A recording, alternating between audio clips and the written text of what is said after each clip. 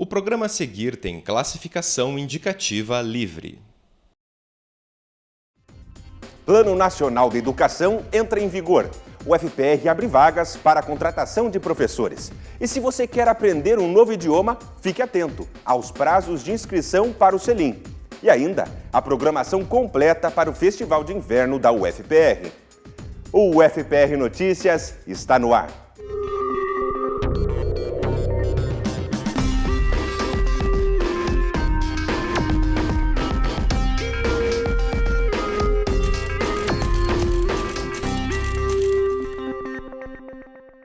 O Plano Nacional de Educação entrou em vigor no final de junho. A iniciativa prevê medidas para transformar a educação no Brasil, com metas a serem atingidas em até 10 anos. A UFPR participou dos debates que resultaram no projeto. Depois de 3 anos e meio de discussão, foi sancionado pela presidente Dilma Rousseff o Plano Nacional de Educação. O PNE entrou em vigor no dia 26 de junho. Wellington é estudante de Direito e participou dos debates sobre o tema. Com a União Paranaense dos Estudantes, defendeu os 10% do PIB para a educação. Olha, minha primeira participação no movimento estudantil, a minha primeira passeata, a gente pediu os 10% do PIB. Sempre de lá para cá, toda a atividade que a gente organizou, os 10% do PIB era a pauta central. O Congresso da Uni em Goiânia, que a gente fez uma passeata com mais de 10 mil pessoas pelos 10% do PIB. E com certeza, todas as vezes que passamos em sala, que a gente mobilizou a estudantada, organizamos debate sobre isso. As universidades também tiveram um papel importante nesse processo. Aqui no Paraná, o UFPR realizou audiências em várias cidades para debater o assunto. O PNE foi o projeto que mais recebeu emendas desde a Constituição de 1988. O UFPR teve um papel bastante destacado, né? Nós aqui no setor de educação, os nossos professores, o próprio reitor, Zac Ackl, que coordenou o primeiro movimento aqui do Fórum Estadual da Educação, ainda um fórum embrionário, que articulou discussões no estado todo, junto ao relator Ângelo Vagnoni, que é do nosso estado, contribuindo com emendas para esse plano. Nós fizemos 10 sessões, produzimos um conjunto de emendas bastante grande e depois a UFPR se integrou ao novo Fórum Estadual de Educação, esse institucionalizado pelo governo do estado do Paraná, e acompanhou todo esse processo de tramitação, inclusive com a organização da conferência estadual, com envio de emendas para a conferência nacional. Então, acho que a UFPR teve um papel bastante importante e essa discussão veio para dentro da universidade, através de seminários, conferências. Eu tenho certeza que hoje os nossos estudantes, os nossos professores estão bastante enfronhados nesse tema e na importância dele. Um dos pontos mais discutidos da proposta foi o que definiu se os investimentos em programas para instituições privadas, como ProUni e FIES, seriam incluídos no cálculo dos 10% do PIB para a educação. No final do debate, ficou decidido que os investimentos nestes programas também seriam contabilizados nesta verba. O deputado federal Ângelo Vagnoni foi o relator do projeto. O Plano Nacional é para investimento em educação pública e os 10%. O governo brasileiro tem 2 programas que tratam de educação e que se utilizam de recursos públicos para o financiamento dessa educação em instituições que não são públicas. Por exemplo, a PAES, que são instituições não são privadas, mas são instituições que não têm fins lucrativos e que recebem as crianças portadoras de deficiência. Então, esses recursos são recursos do Fundeb, que já existem, que já é praticado assim e vai continuar desta forma. Depois de muita pressão social, o projeto sancionado do Plano Nacional de Educação estabelece 20 metas para transformar de fato a educação em um bem público e um direito inviolável da cidadania. Ao todo, são 253 estratégias para o país alcançar em 10 anos. Dentre os objetivos do PNE estão a erradicação do analfabetismo, a universalização do acesso ao ensino básico, melhorias na educação infantil, ensino médio e profissionalizante, a ampliação das matrículas no ensino superior, a valorização dos trabalhadores em educação por meio de equiparação salarial, a garantia de gestão democrática da educação em todo o país e o estabelecimento de um índice para medir os investimentos e a qualidade da educação no país. O desafio é enorme para o Brasil. Nós temos que incluir perto de 5 milhões de crianças na educação de 0 a 3 anos. nós temos que incluir perto de 1,5 milhão de crianças de 4 a 6 anos, segundo os dados do IBGE e do censo escolar realizado em todo o território nacional. Nós temos que ampliar as vagas de ensino superior no nosso país. O Brasil tem apenas 13% de taxa líquida de matrículas no ensino superior.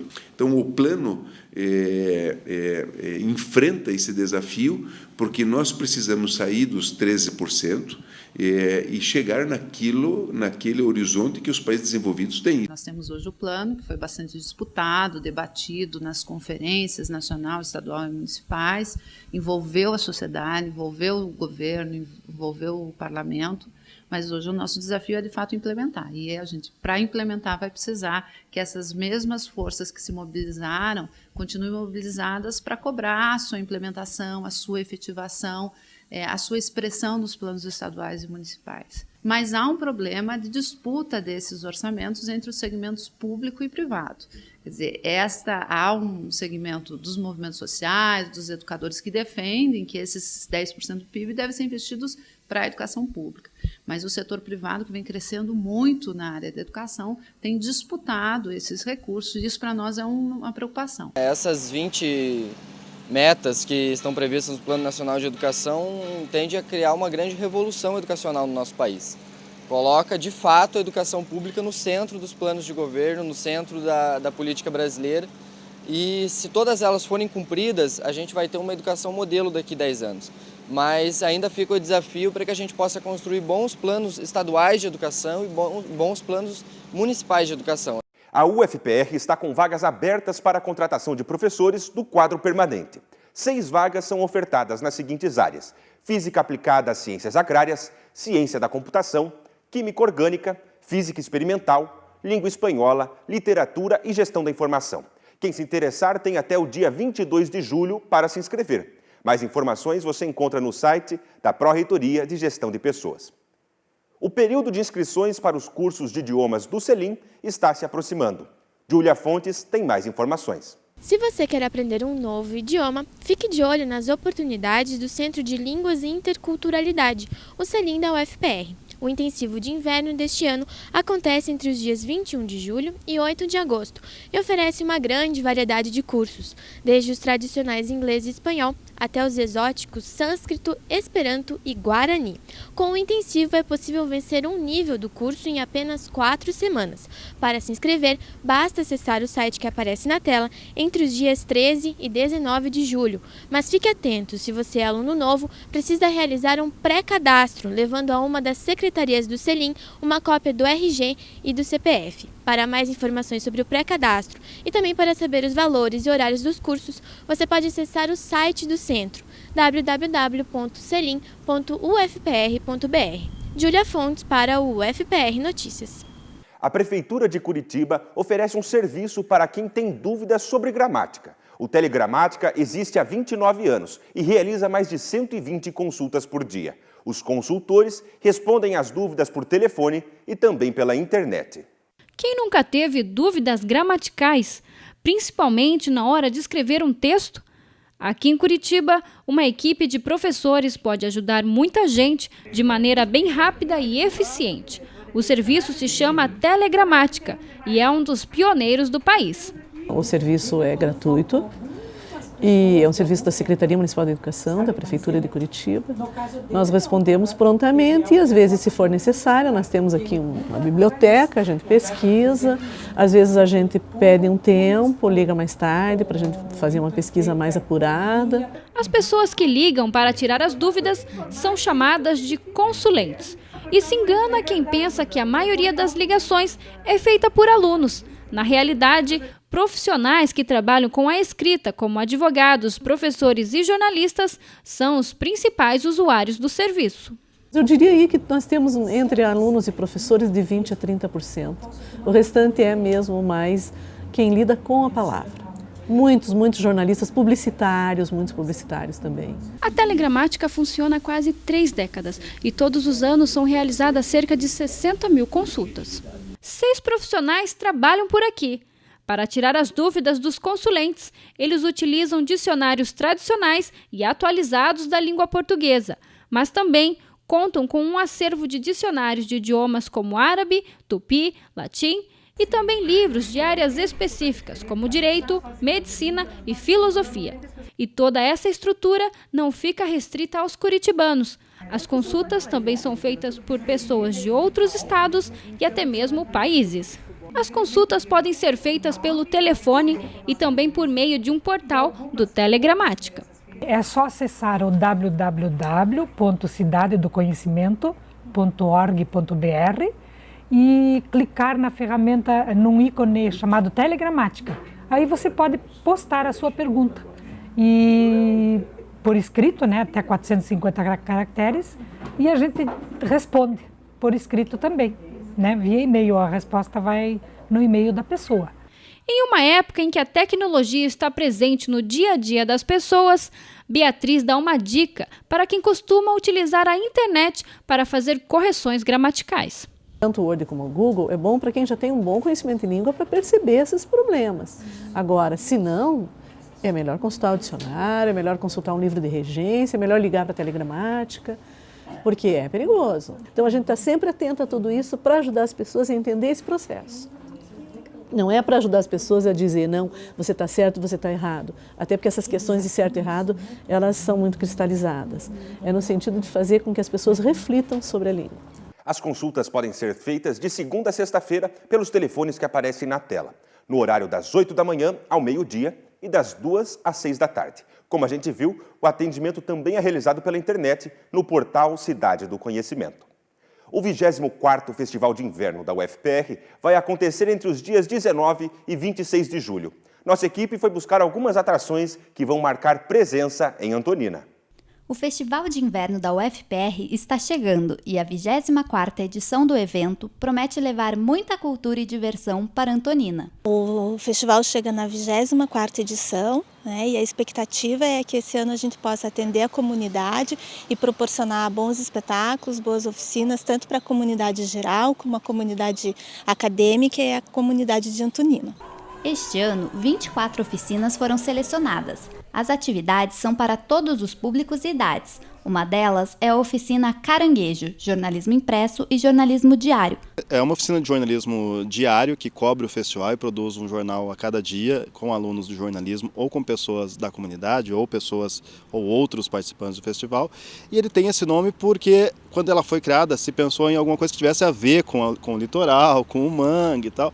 E o caranguejo é um bicho típico daquele de Antonina. Além das atividades, o festival leva para Antonina dezenas de espetáculos. A banda Movimento Uniformemente Variado volta aos palcos do festival depois de se apresentar em 2008.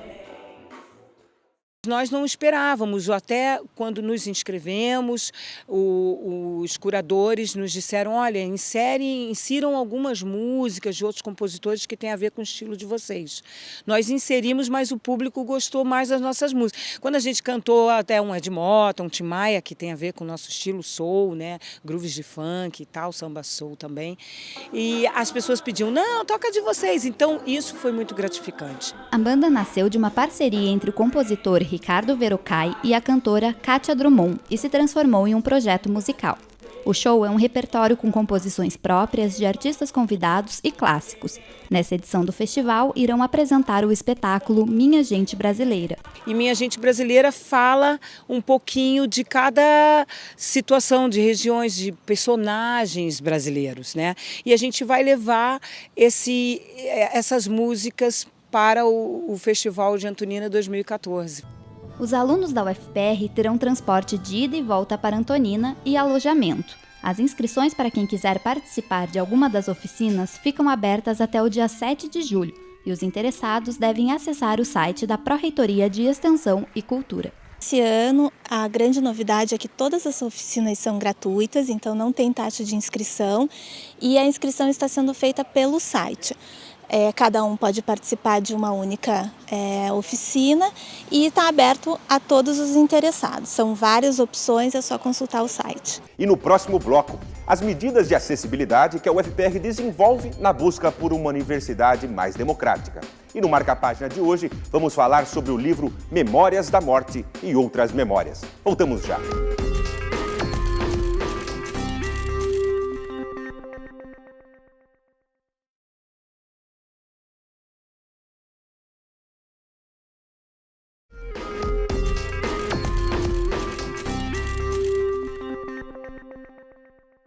Em 2003, o Ministério da Educação determinou que as universidades brasileiras adaptassem as próprias instalações para atender pessoas com deficiência. Desde então, a UFPR trabalha para que o acesso à instituição atenda a todos.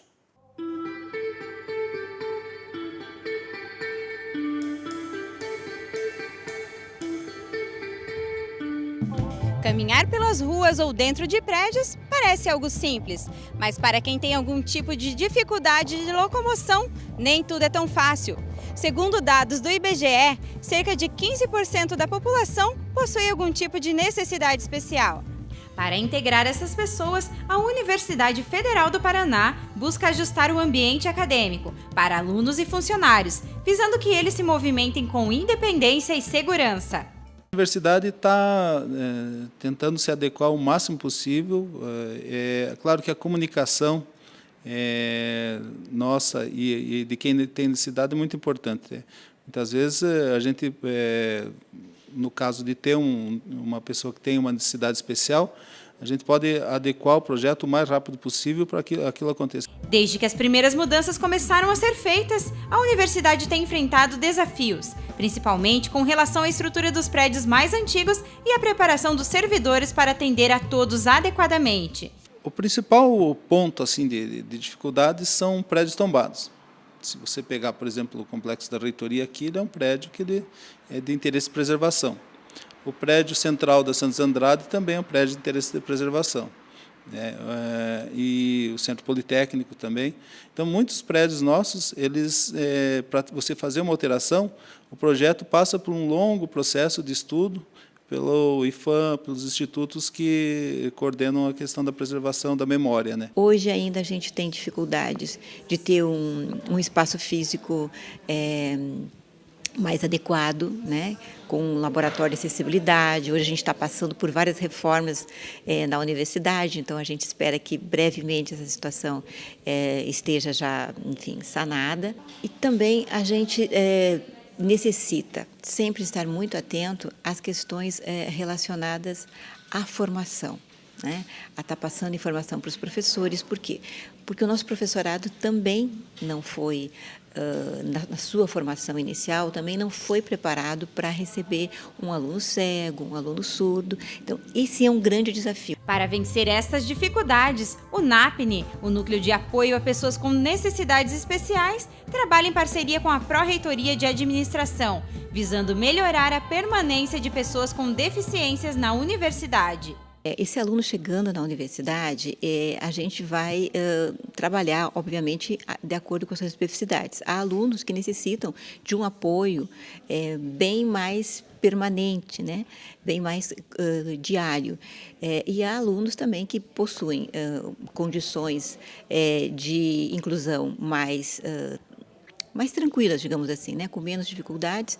Então, cada caso é um caso. Vários detalhes já foram ajustados. Os principais projetos desenvolvidos por aqui são voltados a pessoas que têm deficiências físicas e locomotoras. Medidas como instalação de guias rebaixadas e rampas já são realidade.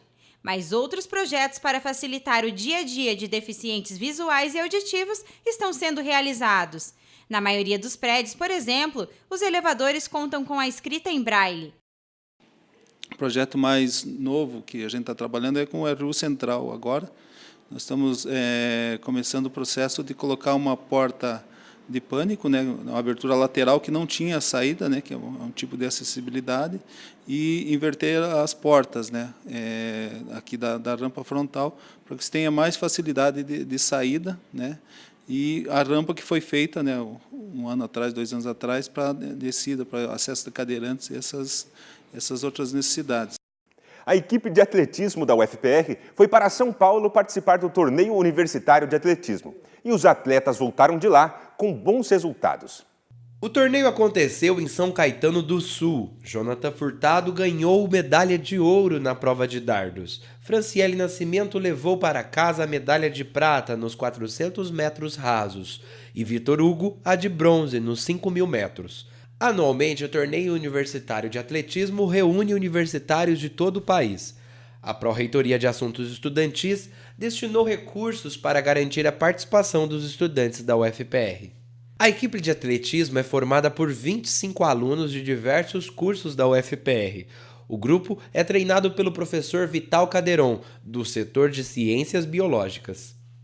A escolha brasileira pelo transporte rodoviário traz diversas consequências ambientais. Além do grande efeito poluidor dos gases liberados pelos escapamentos dos veículos, existe o impacto de construção das estradas.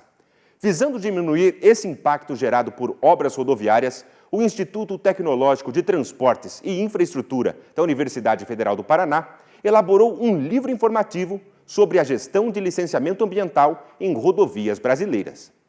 Os impactos causados por obras em rodovias são muitos, como aumento de poluição e retirada de animais do ambiente de origem, mas nem todos são negativos. A geração de diminuição do custo de transporte é o impacto que a rodovia vai causar. A geração de empregos, a geração de arrecadação para os municípios e também para o Estado. Então, tudo isso são impactos positivos. Quando a gente fala impacto, não necessariamente eles são negativos. Esse e outros temas foram abordados no livro Gestão para Licenciamento Ambiental de Obras Rodoviárias. O exemplar serve como referência para quem pretende trabalhar com construções rodoviárias. Disponibiliza estratégias de planejamento e mecanismo de avaliação das ações. Independente de serem alunos de universidade ou serem profissionais da área, tem-se aqui, digamos, um retrato atual do que a legislação exige para que se faça a implantação correta de uma rodovia. Então, o público é o mais geral possível daqueles que estão envolvidos nas questões de licenciamento e de execução de programas ambientais. O desenvolvimento e acompanhamento de projetos na área de transporte e a experiência adquirida pelo Instituto serviram como base para a elaboração do livro. A obra contou com a colaboração de profissionais de diversas áreas e o trabalho durou mais de 2 anos. Desde 2008, a UFPR e o DENIT, Departamento Nacional de Infraestrutura e Transportes, tem uma parceria para o desenvolvimento e acompanhamento de projetos ambientais nas rodovias. Todos os projetos da universidade são elaborados e coordenados pelo ITTI, que conta com a contribuição de mais de 40 professores e alunos de diferentes áreas. Esse trabalho foi um trabalho intenso, né? Nós iniciamos o projeto do livro em 2011 e eu, enquanto designer e mestre em gestão ambiental, né? A ideia foi que eu pudesse, de alguma maneira, auxiliar a equipe na organização da estrutura do livro e também na parte de design mesmo. Vários programas são desenvolvidos pelo ITTI, com o objetivo de conscientizar as pessoas sobre o tema. Um deles é o Programa Educacional, que tem como público-alvo trabalhadores de obras, moradores de comunidades do entorno das rodovias e professores da rede de ensino. A universidade ela tem por obrigação desenvolver novas metodologias, pesquisa e esse caráter extensionista. Então, além daquilo que nós temos como compromisso fazer em termos do termo de cooperação, nós vamos além. E o Instituto Tecnológico de Transportes e Infraestrutura da UFPR participou de uma gincana ecológica para limpar o Rio Paraná. Garrafas, colchões e até traves de futebol estavam entre os entulhos recolhidos no Rio Paraná. A remoção foi realizada por cerca de 150 pescadores profissionais da colônia Z03, em parceria com o Instituto Tecnológico de Transportes e Infraestrutura da UFPR. A atividade fez parte de uma gincana. Foram premiados aqueles que recolheram mais lixo e o resultado foi bastante positivo. Mais de 2.300 quilos de lixo foram retirados das águas.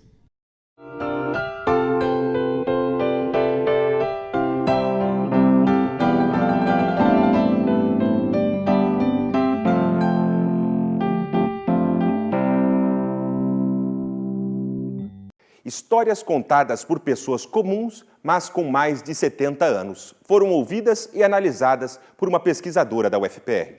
O interesse dela foi ver como a ideia que eles faziam sobre a morte era transformada com o tempo. O resultado foi publicado pela editora UFPR e é sobre ele o marca-página desta semana.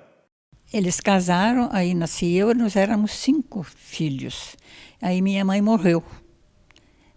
No 5º filho, minha mãe faleceu. A vontade de transmitir tudo o que viveu e o que conhece levou Dona Mônica a escrever livros. Aos 78 anos, ela produziu o primeiro deles, O Colar de Âmbar Amarelo. O livro narra a história da vinda de sua família da Polônia para o Brasil. Depois dele, vieram mais 5. Sempre fui uma pessoa muito curiosa, sabe? Acerca da vida, acerca das coisas que acontecem, sabe? Em volta minha e no mundo. Foi justamente o universo das lembranças um instrumento para a pesquisadora Marisete Orochovski, da UFPR. No livro Memórias de Morte e Outras Memórias, Lembranças de Velhos, Marisete apresenta os resultados de uma pesquisa de 4 anos. Seu objetivo era descobrir as mudanças que a representação da morte sofreu ao longo dos tempos. Um livro que ele nasce com o objetivo de perceber as transformações no universo simbólico da morte, né, como que foi se modificando esse universo, tornando a morte cada vez mais um tema interdito, um tabu. Para entender quais foram essas transformações, Marisete entrevistou 16 idosos entre 70 e 99 anos. Eles foram convidados a falar livremente sobre suas lembranças. O depoimento mais longo contém 6 horas de gravação. Entre as memórias de família, de política e da própria cidade, a morte e seus rituais foram aparecendo. Contando histórias, então, de sua vida, e a partir daí a morte foi aparecendo. Por quê? Porque a morte ela está entrelaçada, ela faz parte da vida. O processo gerou outro interesse na pesquisadora, estudar as memórias. Para ela, entendendo as lembranças individuais, é possível compreender a memória coletiva e também as transformações na sociedade.